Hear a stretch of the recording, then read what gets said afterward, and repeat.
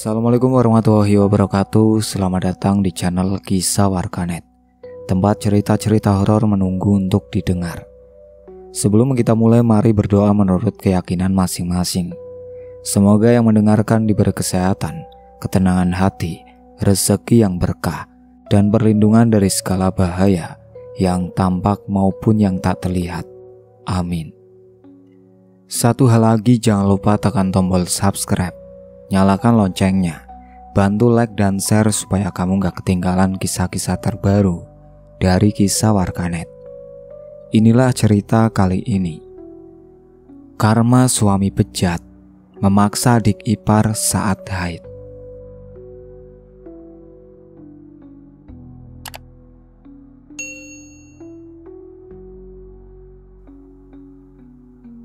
Langit di atas Kali Ageng masih diselimuti kabut tipis ketika Atika menyapu halaman depan rumah. Udara lembab menempel di kulit dan suara ayam jantan terdengar bersautan dari kejauhan. Ibu Manik sibuk di dapur, menyiapkan nasi bungkus untuk perjalanan anak gadisnya yang hendak berangkat kuliah ke Semarang. Sementara adiknya Pandu duduk di beranda sambil menatap kakaknya dengan mata sendu. "Jangan lupa pulang ya mbak, kalau libur," ujar Pandu, suaranya serak menahan tangis.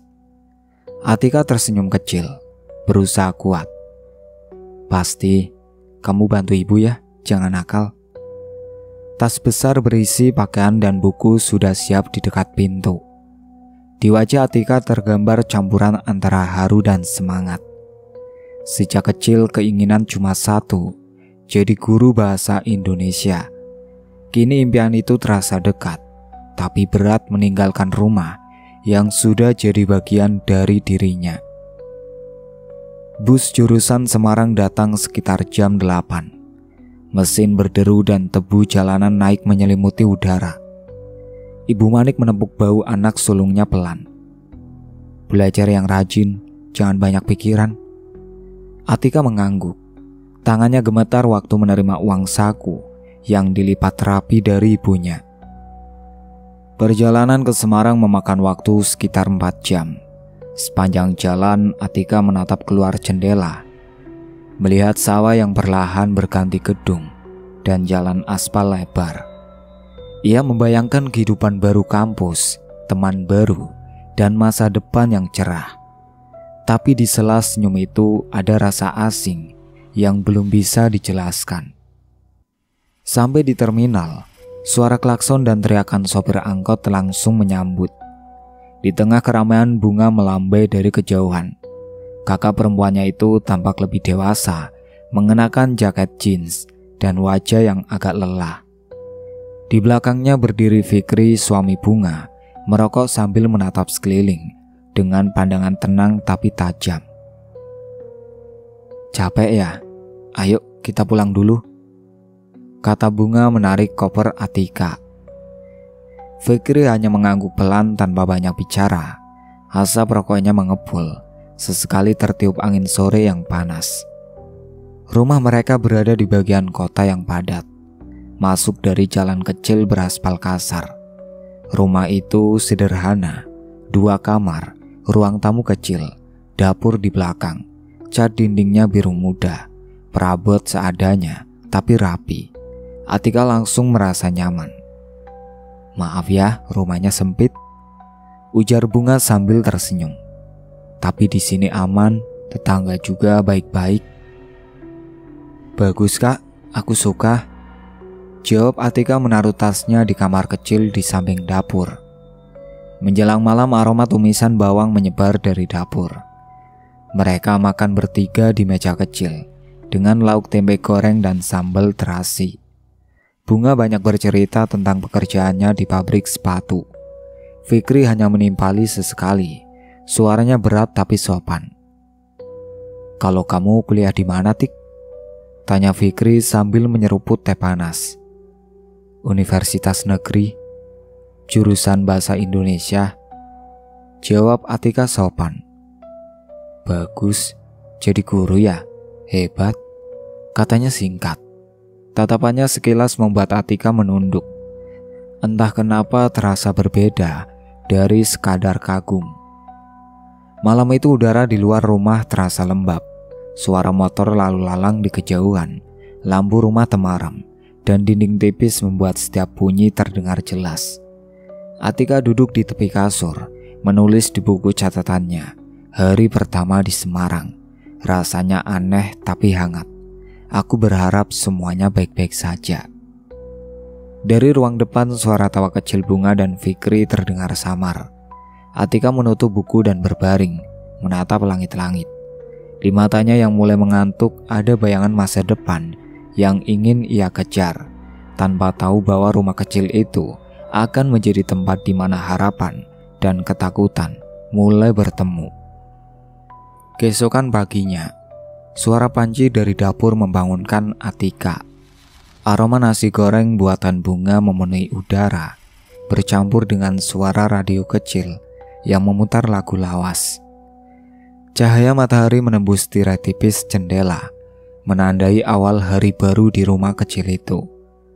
Atika bangun pelan, melipat selimut lalu keluar kamar. Bunga sedang menata piring di meja makan. Sarapan dulu sebelum berangkat kuliah, nanti perut kosong malah pusing di jalan, katanya sambil tersenyum. Terima kasih kak, jawab Atika duduk dengan sopan.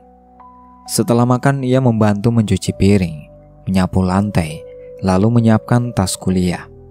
Bunga memperhatikan adiknya yang sigap, wajahnya terlihat bangga. Uang daftar ulangnya sudah kakak siapkan, nanti kalau kurang, bilang saja, jangan sungkan, ujar Bunga sambil menyerahkan amplop coklat kecil. Atika menerimanya dengan hati hangat. Nanti aku ganti kalau sudah dapat beasiswa, katanya membuat Bunga tertawa kecil. Hari-hari berikutnya berjalan cepat. Atika mulai terbiasa dengan ritme kota. Setiap pagi ia naik bus kampus sambil membawa buku catatan dan bekal dari rumah. Saat sore tiba ia membantu Bunga memasak atau mencuci pakaian. Rumah kecil itu terasa damai meski sederhana. Fikri, suami Bunga, tidak banyak bicara. Setiap kali pulang dari bengkel tubuhnya bau minyak dan tangannya kotor oleh bekas oli. Namun sikapnya sejauh ini sopan. Kadang membantu Atika mengangkat galon atau memperbaiki keran bocor di dapur. Kalau ada yang berat panggil saja, jangan angkat sendiri, ucapnya suatu sore sambil menyalakan rokok di teras. Atika hanya mengangguk singkat, lalu kembali ke dapur mencuci beras. Malam hari sering menjadi waktu paling tenang. Setelah Bunga tidur lebih dulu karena lelah bekerja, Atika duduk di meja belajar kecil di kamarnya, menulis di buku harian yang dibawanya dari desa. Tulisannya rapi, penuh kalimat sederhana tentang hari-harinya di kota. Aku mulai terbiasa dengan suasana Semarang. Kampusnya besar, dosennya ramah, tapi aku rindu sawah di belakang rumah. Rindu suara ibu memanggil waktu sore. Rindu Pandu yang suka bercerita di teras. Beberapa malam kemudian Bunga duduk di ruang tamu bersama Atika sambil menonton berita di televisi. Kakak dulu juga sendirian waktu pertama kali ke kota ini, cerita Bunga sambil tersenyum samar. Tapi waktu itu ada Fikri. Dia bantu banyak hal, makanya kakak percaya sama dia. Atika tersenyum sopan. Fikri orangnya baik kak. Bunga mengangguk pelan. Iya, cuma agak pendiam, tapi hatinya lembut. Di luar suara motor melintas, disusul gonggongan anjing tetangga. Fikri baru pulang, menaruh sandal di depan pintu lalu menyapa singkat. Sudah makan? Sudah mas, jawab Bunga. Fikri menatap Atika sekilas, lalu melangkah ke dapur mengambil air minum. Tatapan itu tidak lama, tapi cukup membuat Atika menunduk. Tanpa tahu kenapa, dadanya terasa sesak. Beberapa minggu berlalu, rutinitas mereka berjalan tanpa gangguan. Bunga makin sibuk karena jadwal lembur di pabrik. Sedangkan Atika semakin menikmati kuliahnya.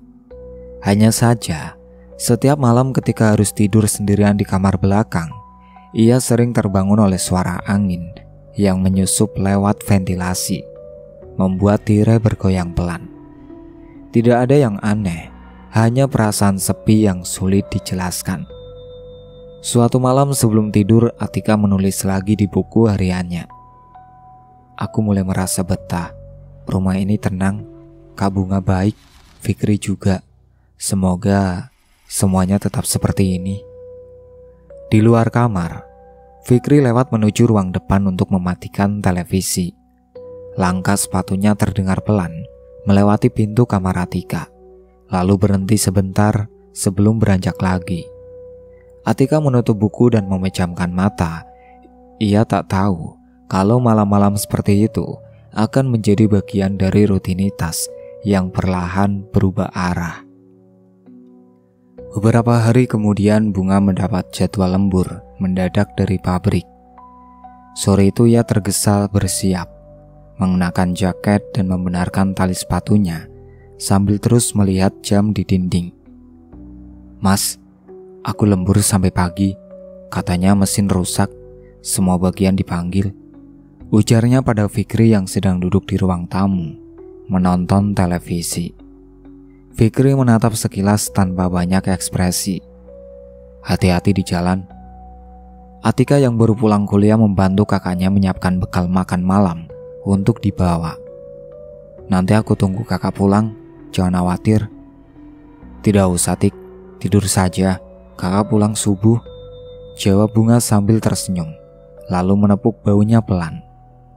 Setelah motor Bunga menjauh, rumah menjadi senyap.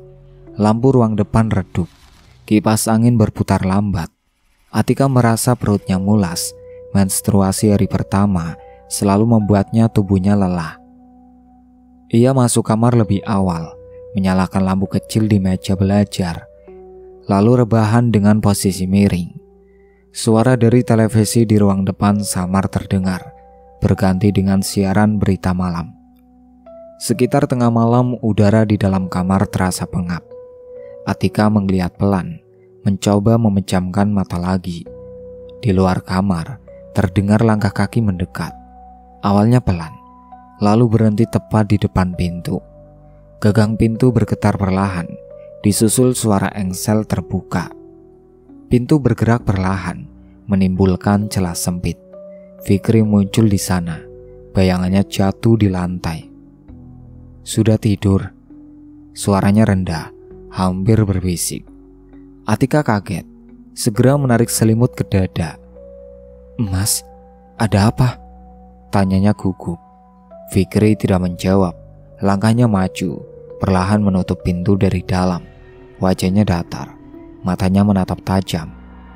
Aroma rokok dan minyak dari bajunya menusuk hidung. Aku cuma mau lihat kamu, katanya singkat. Atika berusaha duduk, tapi tubuhnya lemah. Mas, jangan masuk, Kak Bunga. Tadi Bunga bilang kamu harus dijaga, potong Fikri, suaranya pelan tapi tegas. Atika mundur ke tepi kasur, tangannya gemetar. Mas, keluar, aku capek, aku mau tidur. Fikri tetap melangkah, tangan kanannya menahan bau Atika agar tidak bangkit. Tenang saja, aku gak akan lama. Atika menjerit kecil, tapi tangan Fikri menutup mulutnya cepat. Selimut tersingkap, tubuhnya gemetar keras. Semua suara terhenti, hanya nafas tersengal dan isak tertahan memenuhi ruangan. Waktu berjalan lambat. Di luar motor melintas sebentar lalu menghilang. Lampu kamar terus menyala, menyinari wajah Atika yang basah air mata. Fikri akhirnya bangkit, mengancingkan baju dengan tergesa. Kalau kamu cerita, aku akan ceraiin Bunga, katanya datar. Kamu tahu sendiri, orang sini bakal ngomong macam-macam. Kamu mau malu? Atika tak sanggup menjawab, bibirnya bergetar, matanya kosong menatap di dinding. Fikri keluar tanpa suara, menutup pintu perlahan, seolah tidak terjadi apapun. Beberapa jam kemudian tubuh Atika menggigil hebat. Demam naik, keringat dingin membasahi pelipis. Ia memeluk lutut di pojok kasur, menatap darah haid yang mengering di spray. Ketika pagi datang, cahaya matahari masuk lewat jendela. Bunga baru pulang dari pabrik. Wajahnya lelah tapi cerah. "Kakak bawain roti buat kamu," katanya dari depan kamar. Atika buru-buru berbaring dan berpura-pura tidur. Tubuhnya terasa berat dan pandangannya kabur. Di luar kamar terdengar suara Fikri menyalakan motor untuk berangkat ke bengkel. Asap bensin menyelinap lewat celah jendela, membuat perut Atika mual. Dalam diam ia tahu sesuatu di dalam rumah itu sudah berubah, tapi tidak ada kata yang bisa diucapkan. Sejak malam itu Atika jarang bicara. Di meja makan Bunga sering mencoba mengajaknya mengobrol, tapi jawaban yang keluar hanya pendek-pendek. "Capek kak? Atau tugas kampus banyak?" Kalimat itu terus berulang sampai Bunga menyerah. Pagi-pagi Bunga berangkat kerja, meninggalkan rumah dalam keadaan sepi. Atika duduk di kamar, menatap buku yang terbuka tanpa dibaca. Wajahnya pucat, bibir kering, dan matanya sayu. Tubuh yang dulu segar kini tampak kurus. Di setiap nafasnya ada beban yang tidak bisa diceritakan. Bunga sempat khawatir. Suatu pagi setelah lembur semalaman, dia menemukan Atika masih di tempat tidur dengan tubuh panas dan keringat menetes di pelipis. "Tik, kamu sakit?" tanya Bunga sambil menyentuh kening adiknya. "Cuma capek kak," jawab Atika pelan memaksakan senyum. "Jangan terlalu dipaksakan kuliahnya, nanti kakak ambil cuti biar bisa bantu kamu." "Tidak usah kak, aku bisa sendiri." Bunga percaya dan akhirnya berangkat lagi bekerja. Beberapa malam berikutnya Bunga kembali mendapat giliran lembur. Rumah kembali hanya berisi 2 orang. Atika duduk di tepi kasur, memeluk bantal, mencoba menahan rasa takut yang menekan dada. Ia tahu Fikri belum tidur. Suara sandal dari ruang depan terdengar jelas. Saat jam hampir menunjukkan tengah malam, suara langkah itu berhenti di depan pintu kamarnya. Atika menahan nafas. Tubuhnya kaku. Pintu terbuka pelan, dan sosok Fikri muncul dalam bayangan lampu redup. Wajahnya datar seperti sebelumnya. "Mas, tolong jangan." Suara Atika bergetar. "Diam saja," jawab Fikri datar. "Kalau kamu ribut, Bunga bisa tahu." Sejak saat itu Atika lebih banyak mengurung diri. Buku kuliah menumpuk tanpa disentuh. Setiap kali Bunga pulang, ia hanya mendengar suara sendok dan piring tanpa percakapan berarti. Kadang Bunga bercerita soal teman kerja, tapi Atika hanya mengangguk tanpa menatap. Suatu sore Atika demam tinggi. Fikri pulang lebih awal, datang membawa sebungkus bubur dari warung. "Makan dulu biar cepat sembuh," katanya sambil menaruh mangkuk di meja. Atika menatap mangkuk itu tanpa berani menyentuh. Fikri duduk di kursi dekat pintu kamar. Matanya memperhatikan setiap gerak Atika. Tatapannya tidak berubah, dingin dan tajam. "Makasih mas," ucap Atika singkat. Suaranya hampir tidak terdengar. "Jangan buat suasana rumah aneh," balas Fikri. "Bunga sudah cukup capek di luar." Setelah Fikri keluar, Atika menatap pintu yang tertutup rapat. Tubuhnya lemas, tapi bukan hanya karena dendam. Ada sesuatu di dalam dirinya yang perlahan mati. Rasa percaya, rasa aman, semuanya hilang satu persatu. Malam itu Atika menulis di buku catatannya untuk terakhir kali. Tulisannya bergetar, tinta hampir luntur oleh air mata. "Aku tidak tahu harus bertahan sampai kapan. Setiap malam aku berharap kakak Bunga tidak perlu kerja lembur lagi." Kertas itu terlipat di bawah bantal bersama perasaan yang tidak pernah sempat diceritakan. Hari-hari berlalu dengan wajah yang sama di meja makan. Bunga mulai memperhatikan perubahan adiknya. Atika semakin kurus, suaranya pelan, matanya sering kosong menatap lantai.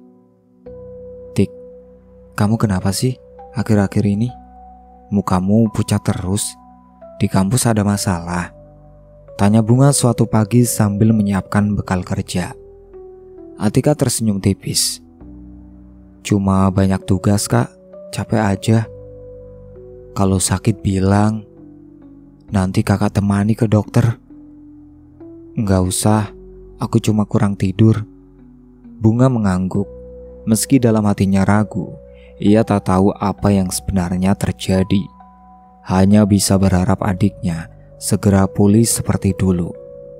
Setelah Bunga berangkat, rumah menjadi senyap. Atika duduk di ruang tengah, menatap foto keluarga di meja. Tiba-tiba langkah Fikri terdengar dari arah dapur. Laki-laki itu baru pulang dari bengkel. Keringat masih menempel di pelipis. "Kamu kelihatan gak semangat," katanya sambil menyalakan rokok. "Kamu gak cerita apa-apa ke Bunga kan?" Atika diam. Tangannya meremas ujung bajunya.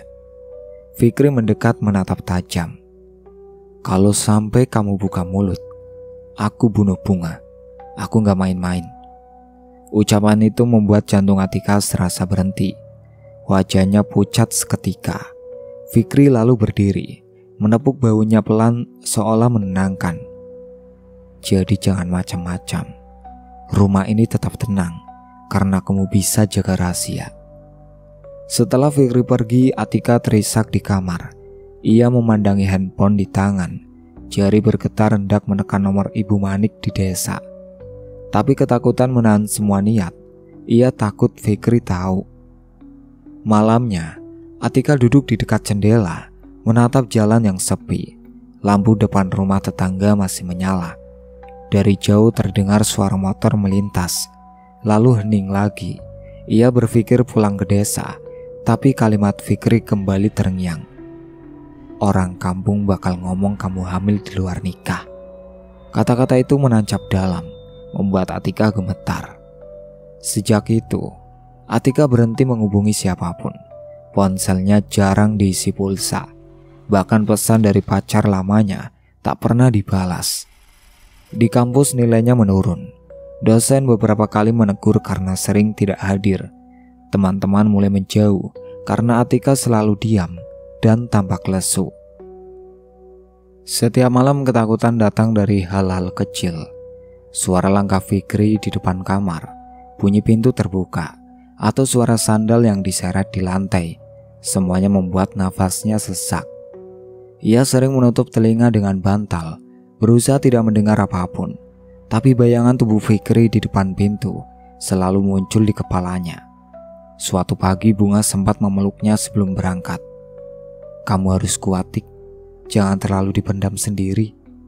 Atika hanya menunduk, tak sanggup menatap kakaknya. Air matanya menetes pelan tanpa suara. Sore harinya Fikri pulang lebih cepat. Ia duduk di teras, memperhatikan Atika yang sedang menjemur pakaian. Tatapannya lama, membuat Atika memeluk tumpukan baju lebih erat. Dalam hati, ia hanya ingin menghilang. Malam datang lagi. Rumah sunyi. Angin bertiup lewat ventilasi, membuat tirai bergoyang pelan. Atika duduk di tepi kasur, menggenggam kalung kecil pemberian ibunya waktu berangkat ke Semarang. Matanya bengkak karena terlalu sering menangis. Ia tidak tahu bagaimana caranya keluar dari rumah itu, dari tubuhnya sendiri, dari rasa takut yang membuatnya seperti mayat hidup. Setiap kali mendengar langkah Fikri di ruang depan, tubuhnya menegang, nafasnya tercekat, keringat dingin keluar dari leher sampai punggung. Malam terasa panjang, dan dalam diam itu, Atika hanya bisa menatap langit-langit sambil berbisik lirih. "Tolong, jangan lagi." Malam berikutnya, Bunga kembali mendapat panggilan lembur dari pabrik. Atika hanya mengangguk ketika kakaknya pamit. Suaranya lemah karena haid hari pertama. Setelah motor Bunga menghilang di ujung jalan, rumah menjadi sunyi. Di kamar belakang, Atika duduk di tepi kasur. Wajahnya pucat, perut terasa nyeri, keringat dingin membasahi pelipis. Di atas meja kecil ada pisau dapur yang tadi sore ia gunakan untuk memotong sayur. Pandangannya terus tertuju ke benda itu. Dari ruang depan terdengar suara sandal diseret pelan.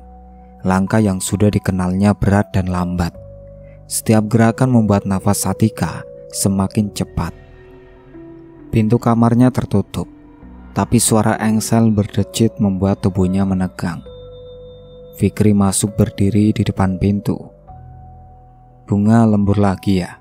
Suaranya datar. Atika tidak menjawab. Kedua tangannya meremas ujung selimut. "Kenapa diam? Aku cuma mau ngobrol," katanya sambil melangkah mendekat. "Mas, tolong jangan kesini," ujar Atika pelan, hampir seperti bisikan. Fikri mendekat lebih jauh, menatap dengan pandangan yang sama seperti malam-malam sebelumnya. "Kamu makin cantik sekarang. Jangan buat aku marah." Atika mundur sampai punggungnya menempel pada dinding. "Aku lagi haid, Mas. Aku lemah. Tolong keluar." Fikri tersenyum tipis. "Kamu pikir aku percaya?" Tangannya bergerak cepat menarik selimut. Atika menjerit, lalu spontan mengambil pisau dari atas meja. "Lebih baik aku mati," teriaknya dengan suara pecah. Fikri tertawa kecil. Langkahnya maju. "Kamu berani sama aku sekarang?" Tangan kirinya menampar wajah Atika keras, membuat tubuh wanita itu jatuh di lantai. Pisau tergenggam erat. Dalam detik yang singkat, Atika mengangkat tinggi, lalu menarik ke bawah. Bila tajam itu mengiris pergelangan tangannya sendiri. Darah menyembur deras, menetes di lantai, dan mengenai pakaian. Nafas Atika tersengal. Matanya menatap kosong ke arah Fikri yang mendadak panik. "Aku bebas," bisiknya pelan, lalu tubuhnya rebah tak bergerak. Senyum tipis masih tersisa di wajahnya. Fikri mundur beberapa langkah, tangannya gemetar. "Atika, Atika," panggilnya, tapi tidak ada jawaban. Ia menatap darah yang mengalir membentuk genangan kecil. Wajahnya berubah pucat, panik menggantikan amarah. Setelah beberapa menit, Fikri menarik nafas berat, mencoba berpikir. Ia mengambil karung dari dapur, lalu menyeret tubuh Atika ke dalam dengan kasar. Suara kain karung bergesek di lantai terdengar jelas di tengah malam yang sunyi. "Maaf, tapi aku gak punya pilihan," gumamnya pelan, seperti berbicara pada dirinya. Ia memanggil karung itu keluar rumah. Jalan menuju pinggir kota sepi. Hanya suara jangkrik dan anjing menggonggong dari kejauhan. Fikri berhenti di dekat jurang kecil di belakang kompleks perumahan. Angin malam menusuk kulit, membuat bulu kuduknya berdiri. Dengan wajah tegang dia membuka karung, memandang tubuh Atika yang membeku dengan darah masih menempel di pergelangan. "Kamu yang maksa begini," bisiknya sebelum mendorong karung itu ke tepi. Suara benda jatuh ke semak terdengar berat, lalu hening. Fikri berdiri beberapa saat, memastikan tidak ada yang melihat. Kemudian kembali ke rumah dengan langkah cepat. Sesampainya di dapur, dia mencuci pisau dan kain yang berlumuran darah. Tangan bergetar, wajahnya basah oleh keringat dingin. Lampu rumah tetap menyala sampai menjelang subuh. Sementara di luar sana, tubuh Atika diam di antara semak dan embun pagi. Pagi menjelang, Bunga pulang dari pabrik dengan wajah lelah. Ia menutup pintu pelan, meletakkan tas di kursi, dan menghela nafas panjang. Rumah tampak rapi seperti biasa. Tidak ada sesuatu yang ganjil. Udara dalam ruangan berbau aneh seperti logam yang samar menusuk hidung saat terhirup. "Tik," panggil Bunga sambil menatap kamar adiknya yang tertutup. Tidak ada jawaban. Ia mengetuk pelan. "Atika, bangun. Kakak bawain roti." Masih hening. Bunga membuka pintu. dan hanya menemukan kasur rapi dengan spray baru. Tirai sudah diganti, lantai bersih tanpa noda, tapi hawa kamar terasa dingin. Fikri keluar dari dapur, berpura-pura menguap. Dia tadi pagi sudah keluar, katanya santai. Katanya mau kerja kelompok di rumah temannya. Pagi-pagi banget, tanya Bunga heran. Katanya mau nyusul dosen, aku juga heran, tapi dia maksa. Biar saja, mungkin semangat. Bunga mengangguk pelan, mencoba percaya. Ia terlalu capek untuk curiga. Sementara itu Fikri diam-diam menatap ke arah kamar Atika, memastikan tidak ada hal yang tertinggal. Semalam setelah membuang tubuh adik iparnya ke jurang, dia menghabiskan waktu mencuci darah di lantai, mengganti spray, dan membakar pakaian Atika di halaman belakang. Semua dilakukan dalam diam. Hari-hari berikutnya Atika tidak pernah kembali. Bunga mulai gelisah. Ia menelpon teman-teman kampus adiknya, tapi tidak ada yang tahu keberadaannya. Bahkan nomor telepon Atika sudah tidak aktif. Mungkin dia ke rumah temannya di luar kota. Fikri mencoba menenangkan. Anak kuliah sering begitu. Gak mungkin, dia gak pernah pergi tanpa pamit, balas Bunga. Aku mau lapor polisi. Sore itu Bunga benar-benar pergi ke kantor polisi setempat. Ia melapor bahwa adiknya hilang sejak 2 hari lalu. Petugas datang ke rumah untuk memeriksa, tapi tidak menemukan petunjuk apapun. Kasur bersih, kamar tertata, tidak ada tanda-tanda perlawanan. Kalau ada kabar baru tolong segera hubungi kami, kata salah satu petugas. Bunga mengangguk lesu. Malamnya Fikri duduk di ruang tamu menonton televisi, berpura-pura tenang. Di belakangnya Bunga menangis diam-diam di kamar. Rasa bersalah menggerogoti pikirannya. Mengapa ia tidak menjaga Atika lebih baik? Mengapa ia terlalu sibuk dengan pekerjaannya? Beberapa hari berlalu, polisi belum menemukan jejak. Bunga akhirnya memutuskan pulang ke desa untuk menenangkan diri dan memberi kabar pada Ibu Manik. Aku gak kuat di rumah itu, katanya pelan sebelum berangkat. Fikri hanya mengangguk. Tenangkan ibu dulu, biar rumah aku yang urus.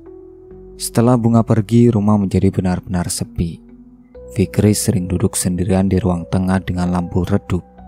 Kadang ia menatap pintu kamar belakang, seolah ada sesuatu yang menarik perhatiannya. Malam Jumat Kliwon, ia terbangun dari tidur karena mendengar suara perempuan menangis. Suara itu lembut tapi jelas, datang dari arah kamar Atika. Fikri mencoba bangkit, tubuhnya gemetar. Siapa di sana? Suaranya serak. Pintu kamar perlahan terbuka sendiri. Dari dalam keluar sosok perempuan berambut panjang, wajah pucat dengan darah mengering di pergelangan tangan. Matanya hitam pekat tanpa bola mata, menatap lurus ke arah Fikri. Atika? Suara Fikri bergetar. Tubuhnya mundur sampai menabrak dinding. Sosok itu melangkah mendekat.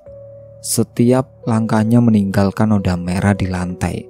Rambutnya menjuntai, menutupi sebagian wajah, namun bibirnya tersenyum samar.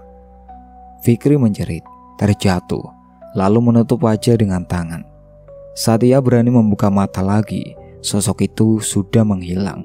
Hanya tirai kamar bergoyang pelan, dan udara ruang terasa dingin menusuk. Sejak malam itu Fikri tidak bisa tidur tenang. Setiap kali memejamkan mata, ia mendengar bisikan yang memanggil namanya dari dalam kamar belakang. Malam berikutnya Fikri kembali terbangun. Suara langkah kaki dari arah dapur terdengar pelan, lalu berhenti di depan kamar. Udara di dalam ruangan terasa berat. Ketika menoleh, sosok Atika sudah berdiri di sana. Berambut panjang, wajah pucat, mata hitam penuh kebencian. Bibirnya tersenyum samar, memperlihatkan darah kering di sudut mulut. "Pergi!" teriak Fikri, tapi suaranya serak dan gemetar. Tubuhnya mundur ke belakang, menabrak dinding. Sosok itu tidak bergerak, hanya menatap tajam. Dari balik rambut yang menutupi wajah, terdengar suara pelan seperti desisan. Masih berani menyentuhku. Fikri terpaku. Nafasnya memburu, tangannya meraba meja untuk mencari benda apapun yang bisa dijadikan senjata. Tapi sosok itu bergerak lebih cepat. Dalam sekejap bayangan putih itu melesat ke arahnya. Suara nafas Fikri berubah menjadi jeritan keras. Sosok Atika menindih tubuhnya. Tangan dinginnya menekan dada. Fikri mencoba meronta, tapi tenaganya hilang. Dalam hitungan detik darah memercik. Sosok Atika menggigit bagian tubuh Fikri yang membuatnya dulu menderita. Jeritan pria itu memenuhi kamar, bercampur suara benda terjatuh. Ia menggeliat, tapi kemudian tercekik oleh tangan pucat yang mencengkram kuat di leher. Rasakan sakitku. Suara itu terdengar parau, namun jelas. Fikri menatap wajah hantu yang dulunya adik iparnya sendiri. Bibirnya terbuka tapi tak ada suara keluar lagi. Matanya membulat, tubuhnya berhenti bergerak. Beberapa jam kemudian rumah itu kembali sunyi. Lampu kamar masih menyala. Tirai bergerak pelan karena angin dini hari. Di ranjang tubuh Fikri terbujur dengan darah mengering, diseprai. Wajahnya membiru, matanya terbuka lebar dengan ekspresi ketakutan. Pagi harinya warga geger. Salah satu tetangga, Pak Harto, mengetuk pintu berkali-kali karena melihat pintu rumah terbuka dari luar. Tak ada sautan. Ketika masuk, bau menyengat langsung memenuhi ruangan. Mereka menemukan Fikri dalam keadaan mengenaskan. Polisi datang, garis kuning dipasang, tapi tidak ada penjelasan yang masuk akal. Kabar kematian Fikri cepat menyebar. Bunga pulang dari desa dengan mata sembab. Ia tak percaya mendengar rumah itu berubah jadi lokasi tragedi. Di depan rumah warga berbisik-bisik, sebagian menatapnya dengan iba. Bunga berjalan ke dalam, menatap kamar adiknya yang kini kosong.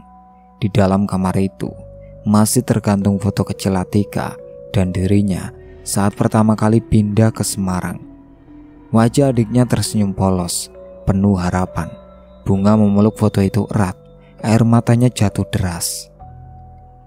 "Maafkan kakak, Tik." Suaranya lirih hampir tidak terdengar. Polisi menutup kasus itu sebagai kematian tidak wajar.